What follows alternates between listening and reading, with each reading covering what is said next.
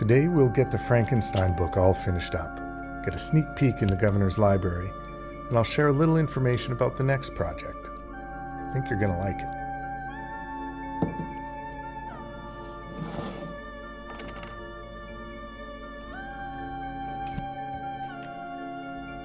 Welcome to the final episode of the Leatherbound Frankenstein.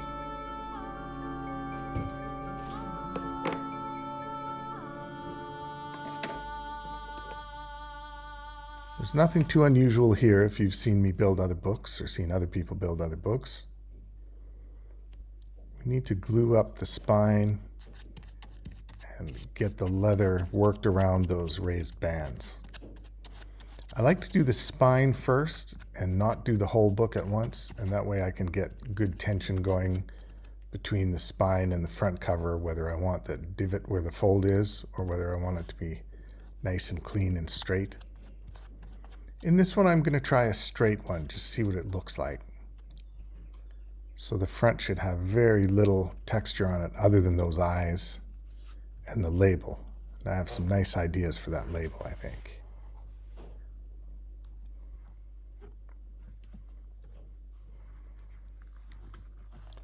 So we'll pull it over and I grip it by the loose ends just to get some tension around there. Initially work it in. Just my finger, you can see very quickly that it starts to take its shape. This is a really satisfying part of doing a cover.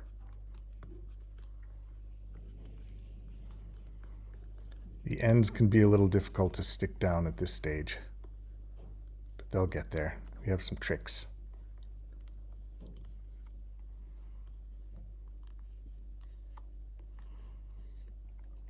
The leather I'm using here is not skived, which means it's quite thick. It's about 1.5 millimeters thick, which doesn't sound like much. But around those bands, it gives a nice kind of quilted, chunky feel to it that I quite like.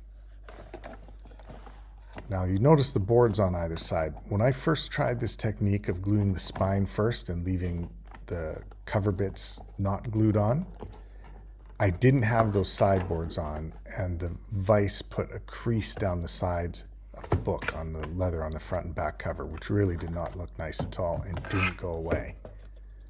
So I have a leatherbound mythology book with some creases on it. It's not the end of the world, but I don't want that here. So those gray boards in there just distribute that pressure from the edge. They're sticking up, so they kind of bend outward, and it eliminates that sharp line of pressure. Speaking of pressure, now is where we can do some nice sculpting of this. You don't want to be working the leather in tight on one side and then tight on the other side and then tight on the next band, because you'll be pulling it back and forth like a tug of war. You want enough slack in the leather so that when you work it in over these bands, it can be snug against both sides of every band. And this string is a really good way to make that happen. You want your angle to be coming from fairly steep on the side and wrap around the end. Doesn't really matter what order you do them in, as long as you've got a nice clean pressure on it, enough angle that it holds tight against the false band.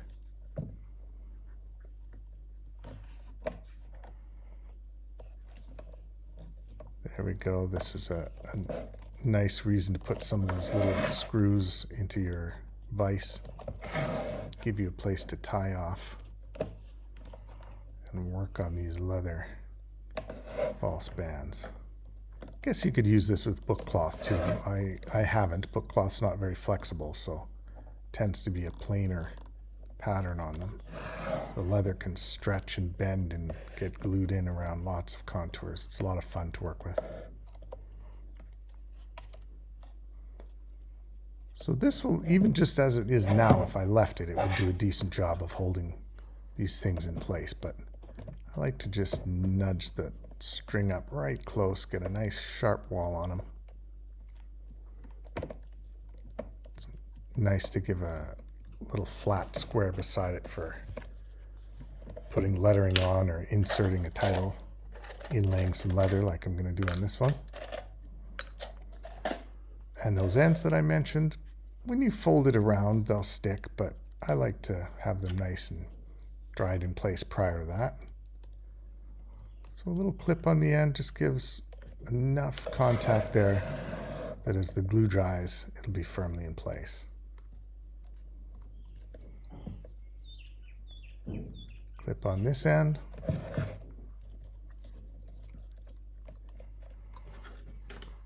And again, if you're not sure that the strings are quite as tight as you want them to be, slide a bone folder in. Makes it a little more bulk for those strings to go around, which will tighten them up a little bit. And then I like to press it up against that edge. There. Snug. You don't want it so much that your book shifts, but you want enough to get a nice, firm, snug fit like this. That's looking really good. I like that. You notice the kind of quilting feel where the flat bits bulge out a little bit. That's the thickness of the leather doing that. Nice thin leather would be much more flat and coming up over the bands without that hill-like bulge between them. Thicker the leather, more bulge. You'll see it well when these strings come off. It's quite a luxurious feel, I think.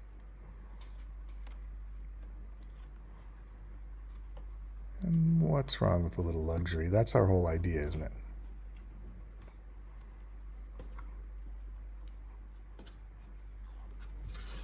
I've been trying to source some red crocodile skin for a Hobbit project, but the ones I found in South Africa, they're not allowed to export them, so I'll have to keep looking.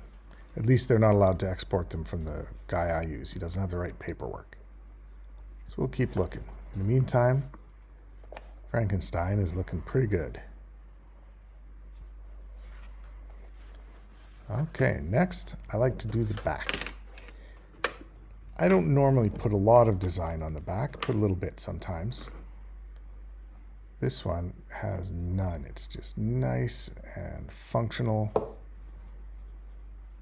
I wanted this book to be kind of a cross between Frankenstein's fumbling attempt at recreating the majesty of a human body, so a bit basic compared to a naturally forming body, but also with some monstrosity and some drama. So the back's quite basic. I just watched the new Frankenstein movie.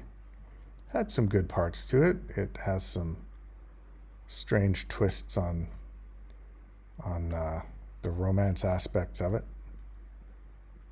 I won't do any spoilers for you, but it had some interesting bits. I do like the actor and the way they did the monster. Quite nice. Okay, and you don't want massive amounts of glue here. That's enough. You see a lot of kind of white streaks.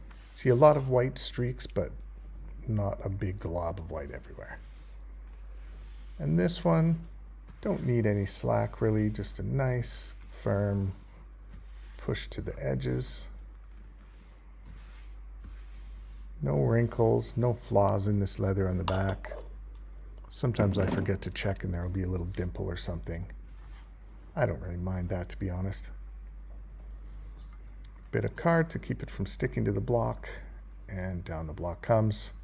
We'll give it a few minutes. It's about 10-15 minutes later. You can leave it overnight. I just need it to set in place so that I can do the front. Now here, through the magic of editing, we are in the governor's library. The audio in here is terrible, but the ambience is nice. You'll notice here I'm putting on a little more glue than usual. I don't want so much that it fills up the carving around the eyes and makes it so the leather can't push into it. But I've thinned the leather on the front of this around the eyes. I've skived it with a hand skiver. Sorry I didn't get that on film for you, I should have. But it's nice thin leather, and an extra layer of glue on it will let it moisten up and get really pliable. I'll give a quick little push through here with enough glue to get down into the nooks and crannies, but not so much that it's pooling up anywhere. We don't want that. That cover will be starting to get a little bit tacky where it's thin. That's perfect. Over we go.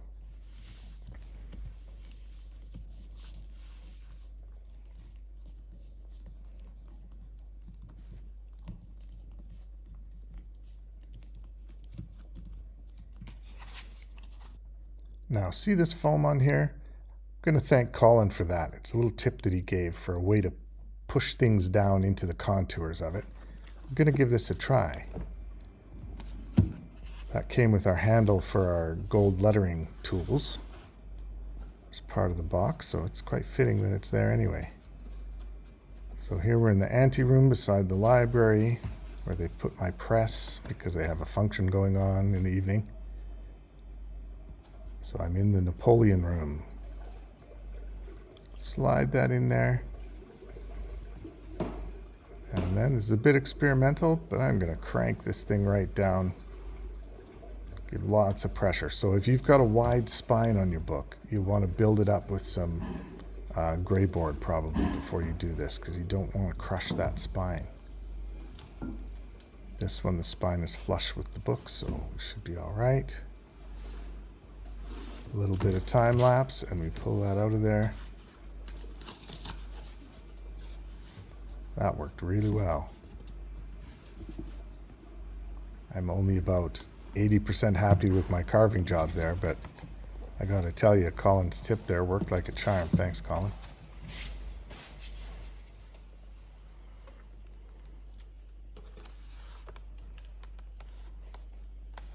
I'm gonna do a little video on getting leather corners right. When I first started bookbinding, it was stressful and the bane of my existence. Now it's only stressful. It's not my favorite part to do. It's my favorite part to get right. But it's easy to get wrong. So what I tend to do is give myself a little bit extra slack. I cut off less than I need to cut off. And then I can always very subtly trim it down afterwards once I see how it fits. If I don't do that, if I try and get it bang on every time, then every so often I come up a little short. It's easy to cut a little bit off, but cutting a little bit on, haven't figured out yet. So I'm going to do a little niche out of this corner there, a little nick. You notice the angle I have the blade on, because I want that edge to be the fur side to be sticking out from the suede side, and when it folds together they come together to a nice little thin point, a little bit of glue inside. It's a bit soft. Even with your fingers you can press it in and mold it around and sculpt the corner a little bit. There we go. So you'll see here, or maybe you can't because of the shadow, but I left a little bit too much. So I'm going to go in and, I kid you not, 0.5 millimeter at a time off one side, just to see. A little bit of adjustment goes a long, long way when it comes to fixing these corners. And I'll do another video that kind of looks at troubleshooting, and if there's a problem that seems to be happening when you're making corners, I'll tell you how to determine what it is that you can adjust to fix the problem. And I'll show you my favorite technique on how to cut leather for corners so far. I'm actually pretty comfortable with it now. I don't mind telling you, it was rough at first. I made some really terrible corners. Redid a couple of books, in fact. And that's no fun, pulling a book apart that you just put together.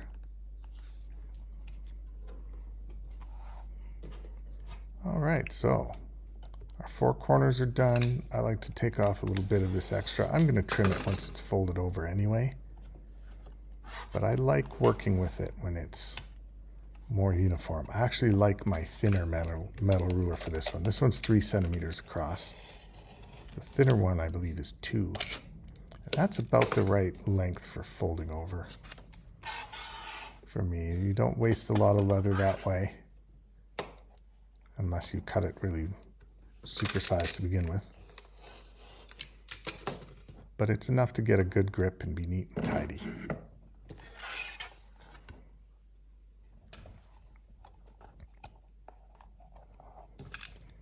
This particular leather is really soft and pliable, so as I drag the razor along it, the utility knife along it, it shifts underneath, even when I'm pressing on that ruler.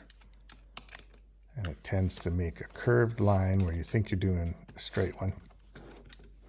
So you can see at the ends there, it kind of tips up like horns a little bit.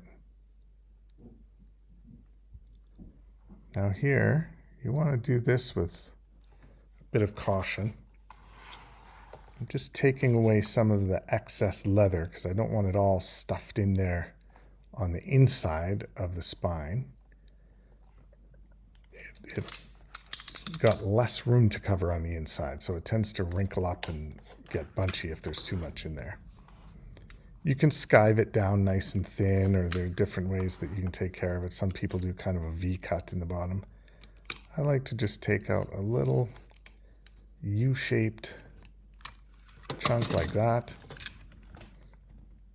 And then when I fold it in, there's enough there to get a really good fold over seal. But it keeps the movement of the spine open for opening and closing the book. It's just a good fit. You'll notice I filled my glare bottle with glue. I'll tell you about that when we do some gold lettering a little later on. We won't do it for this book, but we have some gold lettering on the way, some gold on the way.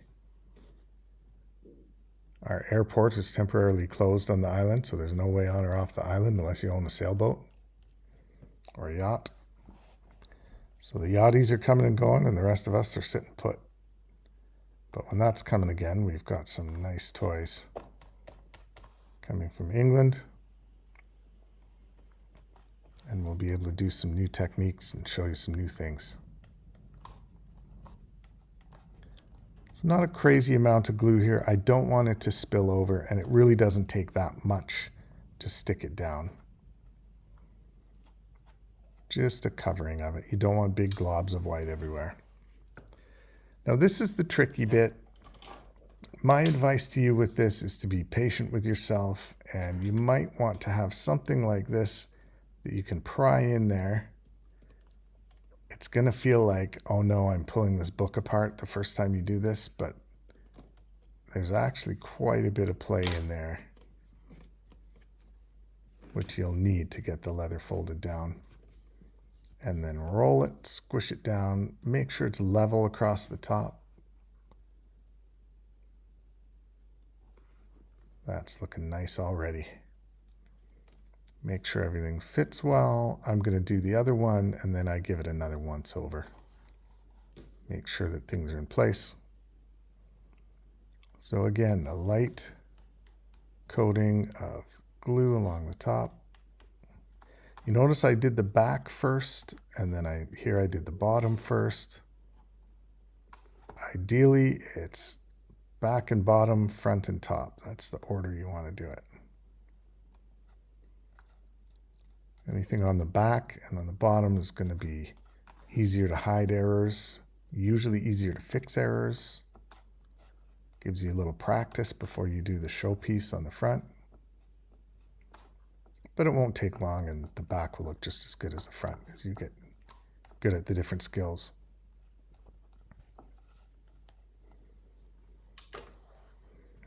There we go. Now, let's get a good look at folding this over. I like to fold the sides of the book over once. They're going to let go usually. And then tuck that middle in. As as I showed you before.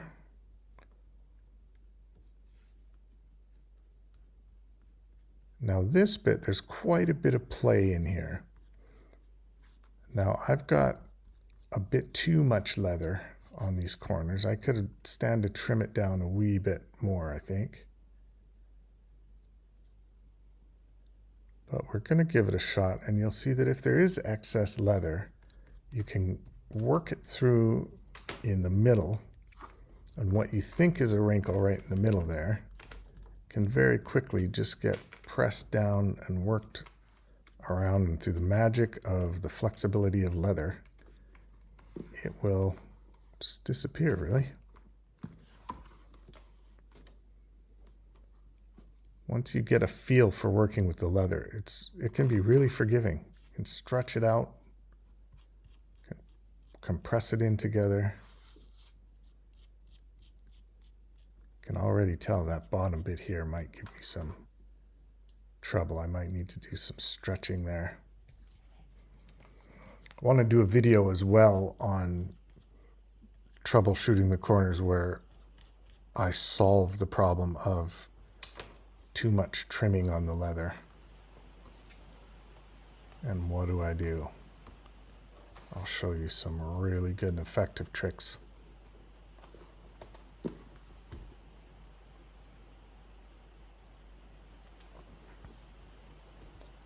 There we go.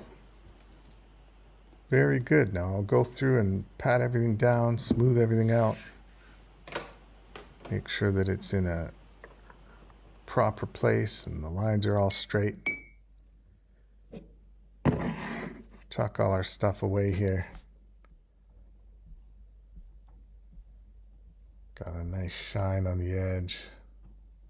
Again, not the paint I'd recommend to do it. Get a nice acrylic, water it down. Speaking of watering it down, don't forget to have snacks. Keep some blood sugar going. For me, I like to have a little coffee.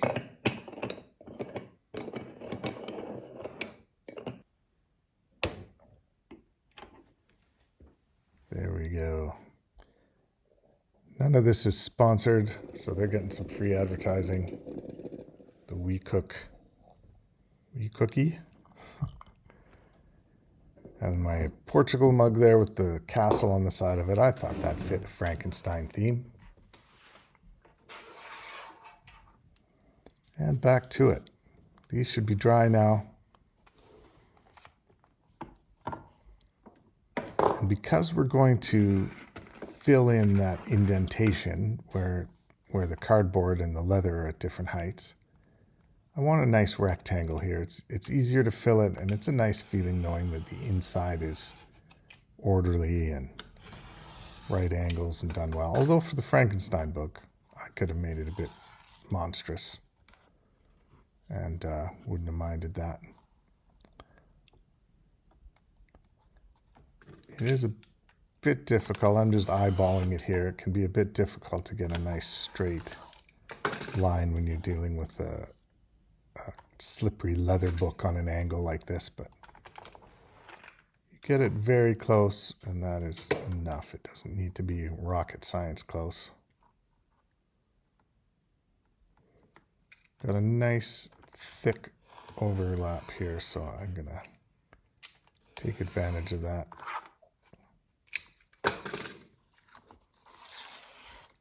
Go right into the corner. Don't worry if a little bit of the greyboard comes up. That's a really thin layer. It's not going to matter, not going to have an effect.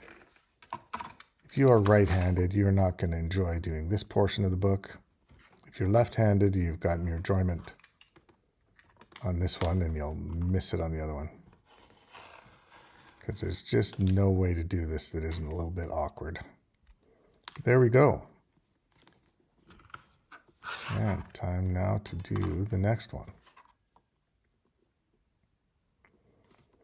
I could just do one and then skip to the next step in the book, but I think it's important to show that it's a lot of repetitive work when we're doing this. Nearly everything happens at least twice, often 4 times. But it's good. You get better at it as you go. Now these little bits I want out of there because when I sink that layer of greyboard in there, I'm going to want it to sit nice and flush and have as little evidence of the seam between the leather and the cardboard as possible. Just looks better in the back. You can do it with just putting your end paper over that and having the ridge as it goes down onto the greyboard, but it's not a nice look in my opinion. There we go, a bit of a thicker run on this end again. And again, pretty awkward. My blade took a little trip on its own there. So I'm going to have some fixing up to do. Once you know where the line is, you can try and do it right-handed, but there's really not much to put the ruler on. Just going to freehand it. I want to be a little bit careful here. You don't want to cut deep into that greyboard. But you should be able to hear the difference when your blade is going along the greyboard, when it's through the leather and into the greyboard. The nature of the sound will be a bit different. You'll learn to listen for that, and you'll know when you've cut deep enough. Get this little straggler end. It's being difficult, and there we go. You can measure these gaps, but wherever possible, I like to measure from the item itself. It's really easy to miss by 5 millimeters, misread a ruler or something, and you'll waste some board. This one, just make a couple of lines. I know how wide it is. I know how high it is. Cut it out, drop it in there. And I try and cut mine a little bit too big, because once I drop it in there, then I can really fine tune it.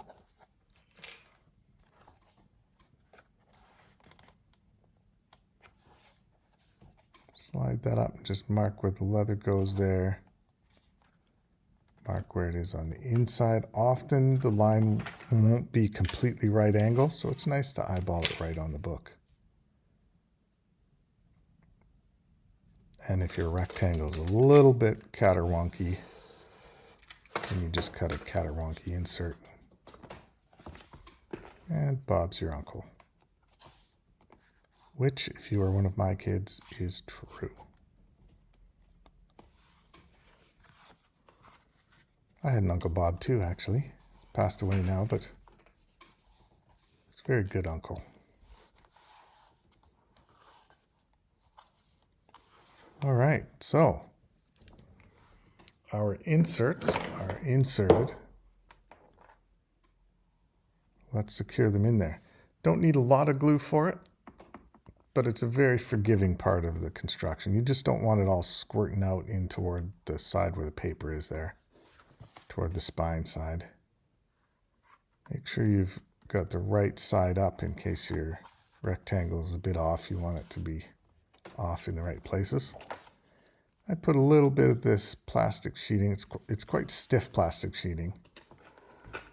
And it's really good because the glue doesn't stick to it very well. So if anything squishes out the sides, it doesn't glue it in there. Wax paper works well for that as well. The waxier the better.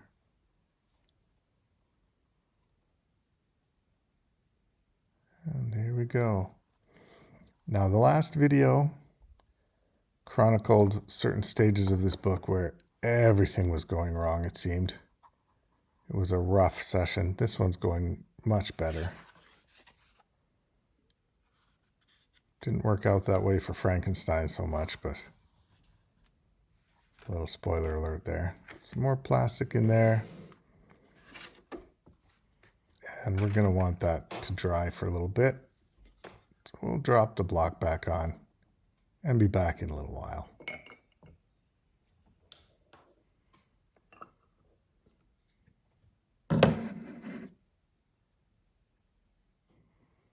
And we're back. Let's see how things are looking. We're getting close now, guys. Very close.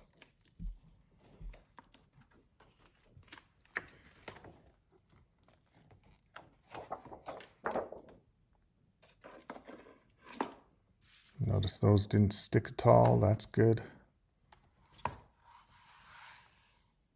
Nice and smooth. This greyboard just happens to be the same thickness as that 1.5 leather, which makes this really quick and easy. Those eyes are kind of growing on me. Didn't like them at first. Would have called it about 50% at first. Now we're up to about 80. I'm all right with that. Now, which of these am I going to use inside?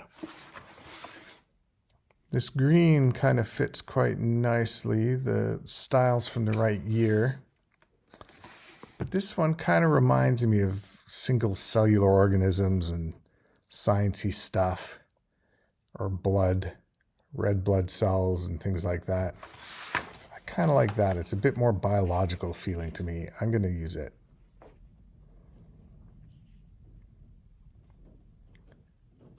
So I measure as accurately as I can the page, which is an A5, but it's been trimmed, remember?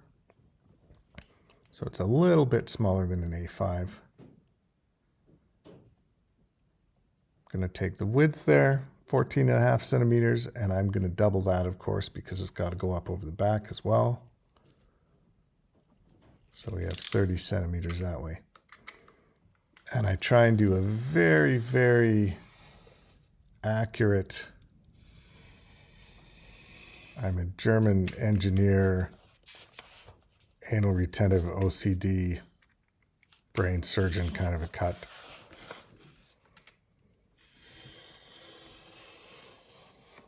There we go. This one we'll use for the back a little later on, so we'll trim it up in a bit. But let's get this first one on there. So it's going to go like that. I did not overcut it to trim later. You can do that if you're nervous about it. It's a bit tricky trimming it on the leather side, but it's easy enough to trim it on the book side. A pair of scissors even. I'm going to put some plastic under there to block from glue overspill. And here I do not want massive globs of glue. Of all the times that I've said that, this is the one where I mean it the most. I just want a thin layer. If it were strong enough, you could use a little glue stick for this. That's how thin a layer you want. Almost dry brushing it on. Almost dry brushing it on there. So I let the cover hold that up off the glue. Line this up as carefully as I can, both on the front edge of the book and on one of the sides at least. And I bring it in. Oh, I did not quite do it right. You got to keep an eye on that other side. It's very early in the process. I could trim that if I needed to, but it's not going to be quite right. So I'm going to back up a step. At some risk, you'll notice some paper coming off there. This isn't too big a deal because the white paper's lost a layer or two, but the end paper will compensate for that. So, still sticky. Let's give this another try. Line up the outside edge. Check both top and bottom a little more carefully. And we got it. You sometimes get a second chance. You very rarely get a third.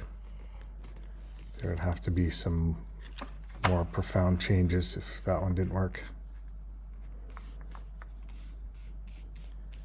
So I'm going to fold this, making sure there's ample paper to fit in that fold. You don't want it to be pulling itself up from inside the fold. That's good. And it sits well on the leather at the top. That'll be a nice fit. I think I'm going to put a big sheet in there and glue this right away. Then I can press it together.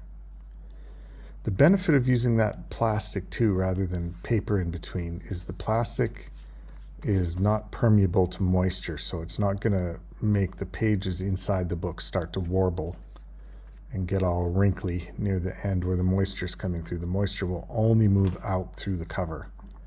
and that leather's not going to be much affected by it. So we get this nice and square lined up at the top where we want it to be. Yeah, like that. And then any excess we pull down and work it into that corner. And then give it a nice firm press. If I had the iron press at home, I'd crank it up in that a little bit. But this will do. So we're going to leave that where it is, let it rest and settle while we get this one. Now I've trimmed this sheet to the right dimensions, and we're just going to do the same thing. Light layer, glue on the paper. Be sure to get right to the edges there, and then the sheet I was using when I was gluing, I removed that. You can see it on the left there. Put a new one in so we don't have any globs of glue where we don't want them. Line the paper up.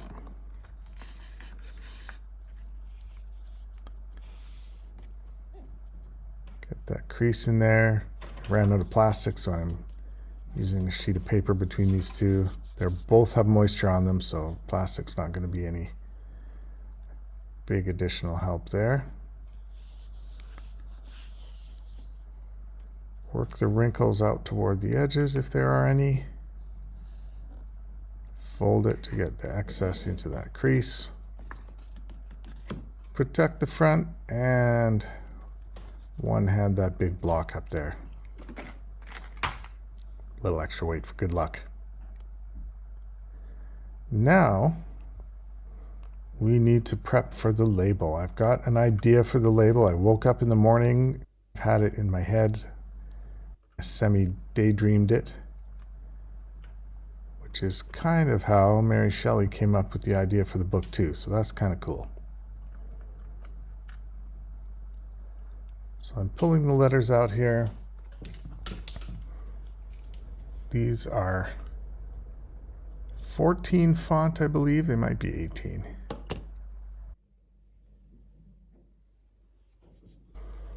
They've got a little graven line at the bottom. And of course we're going right to left, but it's nice not to have to also figure out where the bottom is, because on some of those smaller ones it can be really difficult to figure out. Now this little tool automatically centers it and then automatically presses it down to hold it in place and keep it in a nice straight line. Now normally I would moisten the leather with water in order to press letters into it, to tool the letters into it. It's called tooling. Here, because I need to dye it anyway, I'm just going to give it a nice liberal dose of dye. And while the dye is still wet, we're going to put the title on there. Line it up, get it straight, and a nice strong push. With gold tooling, you don't necessarily have to push that strong, but I want these letters to stand out. So we'll do that, and then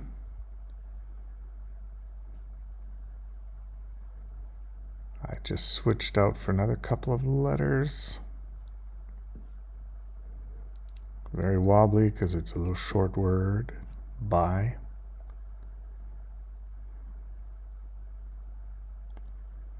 And Miss Mary Shelley. Later Mary Wollstonecraft Shelley, or I guess she was Mary Wollstonecraft and then Mary Shelley when she married Percy. There we go. Now you'll notice, the sharp-eyed among you, that I misspelled Shelley. Forgot the E at the end. I fixed that later. I was really lucky actually to be able to fix that later as well as I did.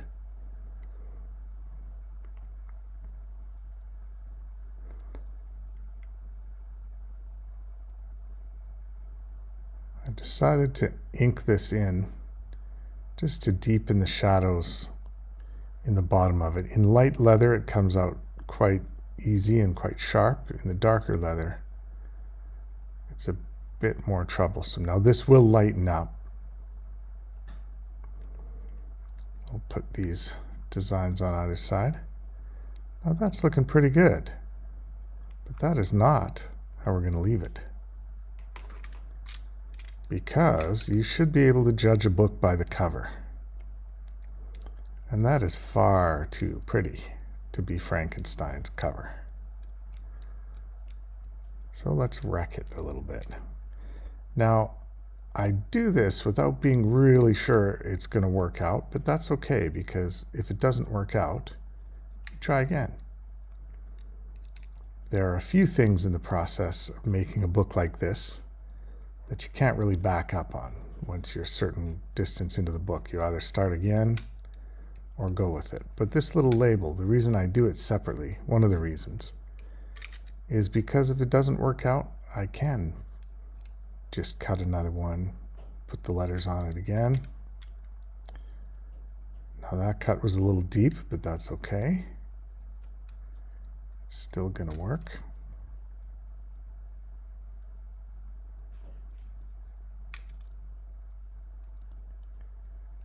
Cut off the little extra bits there.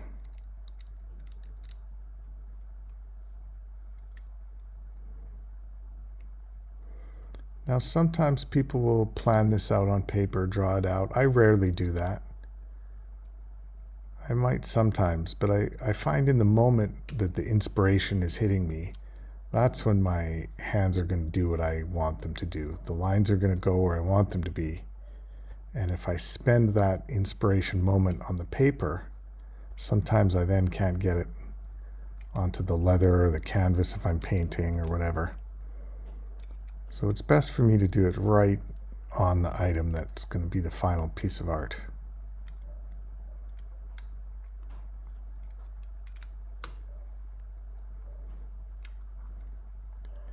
There we go. I think I need one more mysterious line. You'll get the idea shortly. Leave a little mystery for you.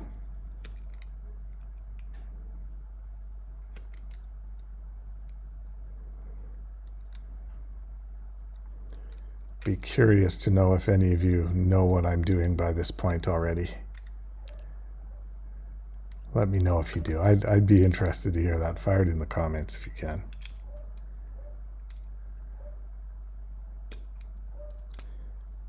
Because when I woke up and kind of pictured this in my head, I thought, yeah, that's what the front cover needs. I was really struggling coming up with a nice creative way to put the title on this book.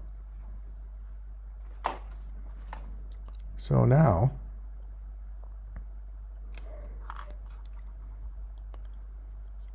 put a little marker work on this.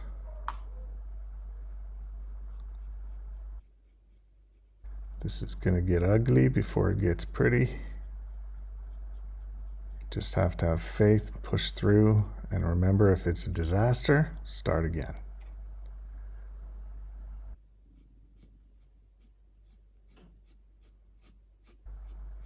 It's good to do a lot of this kind of thing and get a feel for the balance of where the colors should be in relation to one another.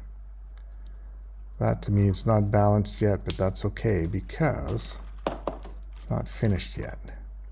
There's this nice bright green, which should mix with the brown and give us something a little bit sickly. Yeah, that's not bad. Put some weight down on that end.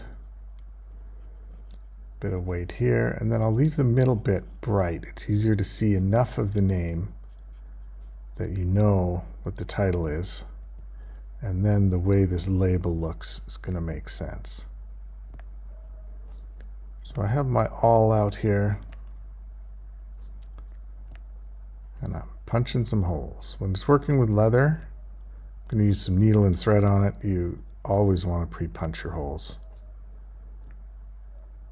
because it's just too tough to be pushing a needle through. It'll stretch the leather.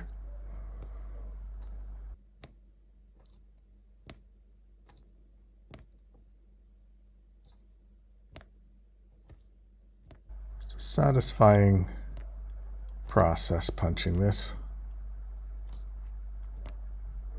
maybe while I'm punching it here, I'll fill you in on the next project. I've got a nice Greek New Testament from the mid-1700s. Decent shape inside, bit of roughness around the outside of it. But it is ready to be taken right down and built back up. So that's what we're going to start next week. It should go fairly quickly. I want to get it back in the library as quickly as I can. So here is, if you'll remember, the same color of thread that we have in sewing the signatures together, that kind of monster green, sickly green.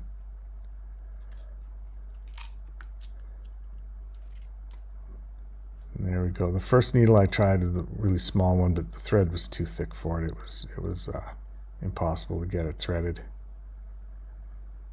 So instead, went a little bit bigger, and I'm going to hope that the holes I made are far enough from the edges that this bigger needle won't rip through too much. It does a couple of times, but it's easy to fix it. So I'm leaving a tail there. I know I'm going to glue this to the cover, so it doesn't matter what it looks like on the back of it. So if I've got some knots or some string going from one place to another one, some thread going one place to another one, it doesn't matter as long as it's not so thick that it distorts the label too much. And then the back is invisible and we can focus on function. So a little further in. It's starting to come together now. Look at that. Really pleased with how that's turning out. It'll go right there. Hopefully not looking too much like a mouth. Once you see it, it's hard to unsee. Now I want it deep in there. I don't just want it stuck on the top with the edges showing. So I'm going to inlay it.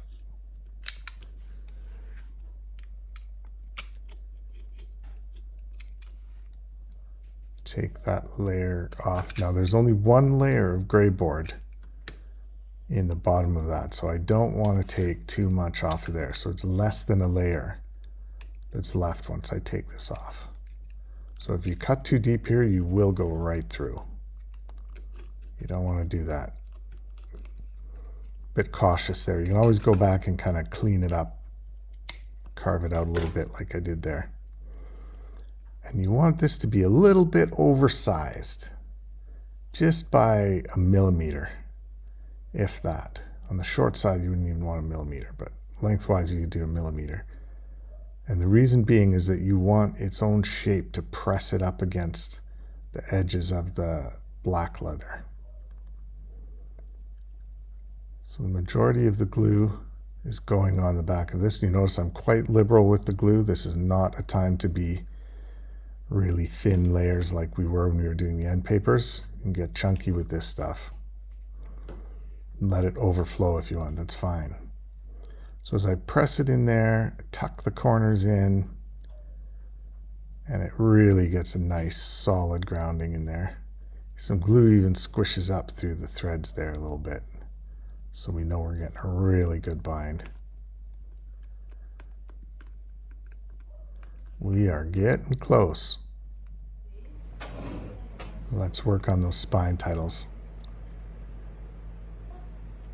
I stressed a little bit on how to get Frankenstein, such a long word, to fit on a narrow bit of spine, so I decided Fran, Ken's, and Tyne in 3 rows, and you get your Frankenstein. It worked pretty well, I think. So this one, just below the 4th band, a little narrower than the other ones.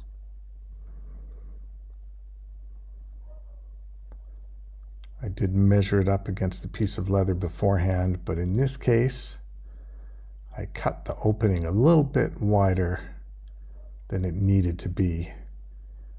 And even though I stretched the leather a bit before putting it in there, it didn't quite fill it up. I had to go back afterward. Might even have been after the video was finished, and fill in just a narrow little gap there with several layers of glue, and then it just took on the black from around it. And it's fine now. Again, I don't want to cut through all the way through the gray, but I know some of the gray board's going to come off with the leather, so I'm just being cautious, careful, taking my time. That's usually reserved for using the delicate parts of those old books when we're bringing them back to life. But when you're building a book, sometimes it's worth it to take just a few extra seconds to keep from really damaging the quality of the final product. There we go. So you can see it doesn't quite fit. A little short, a little narrow. I could make a new one. If my efforts at filling it didn't turn out well, I could have just made a new one and plopped it in there. I'm not going to glue that one in yet. I'll get these two done.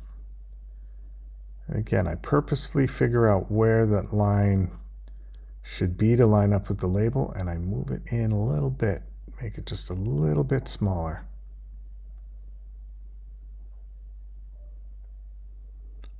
And then when I inlay it, it'll almost snap right in there. You can also abrade the outside of the leather. You can scrape up the leather, make it rough, get rid of that shine, get a nice thin leather label and glue it right onto the back without inlaying it. I did that on the East India Company book, if you watched that series. And it looked pretty good, and it's holding up okay. I think the edges could have been a little thinner even, but I didn't have the right tool, I think, to get that done. It's a poor craftsman that blames the tools, but it's just a hypothesis. Okay, and then we'll get the second one. It's quite traditional to have labels, the title, and then the author in those first two sections, and then sometimes the publisher or a publisher's mark or something like that in the bottom. In this case, we're going to put the year 1818, nice and easy to remember. So you notice here I've got to nudge it, kind of squish it into place, but then it sinks right down in there. Super cozy, super solid. You get a bit of glue squish out, that's no problem, we just wipe that off. And when that dries, it will be solid in there. That should not be going anywhere.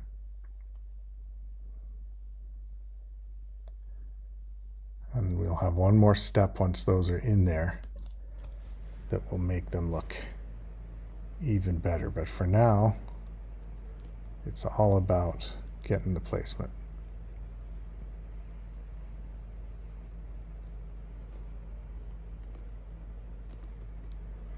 You can get very finely technical with your measurements and really square these things out, or circles or ovals or whatever shapes you want them to be. But you can be really precise. But in this case, we want a bit more of a rustic handmade look. It is Frankenstein. I have plans to do a Dracula book if I can get my hands on some ostrich leather. And that one is going to be a very different kind of style. So here I'm taking a dark brown leather dye, the same stuff I used on the front label and on these, but I'm doing another coat on a very watery, thick coat. Don't worry if you're using pre-dyed leather if some spills over, especially this dark leather, because it does not take another layer of dye well at all. It's kind of sealed off. So it can take this, and then with a quick wipe we'll clean up any overspill. I love how this leather just sucks that moisture in. This is goat leather from India, this one. And there we go. Overall, I think a nice little book.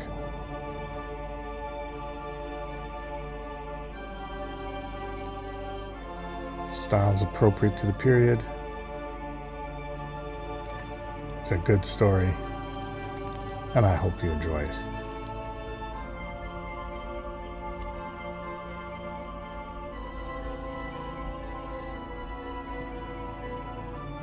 Have a great week. Thanks for watching. Thanks for subscribing. And we'll see you in the next series.